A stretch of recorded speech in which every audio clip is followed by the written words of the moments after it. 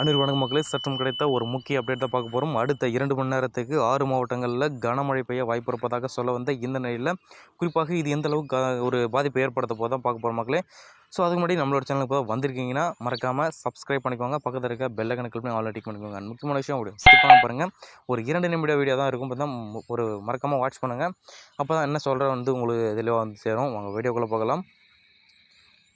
கன்னியாகுமரி உட்பட்ட 6 மாவட்டங்களில் இரவு 7 மணி வரை மழைக்கு வாய்ப்புள்ளதாக சென்னை வானிலை ஆய்வு மையம் தெரிவித்த இந்த நிலையில் தான் கன்னியாகுமரி உள்ளிட்ட 6 மாவட்டங்களில் 7 மணி வரை மழைக்கு இருப்பதாக சென்னை வானிலை ஆய்வு மையம் இந்த அறிக்கையில் கன்னியாகுமரி, நெல்லை, தென்காசி, தூத்துக்குடி, தேனி, விருதுநகர் மாவட்டங்களில் மழை பெய்யலாம் என தெரிவிக்கப்பட்டுள்ளதாக சொல்ல வராங்க.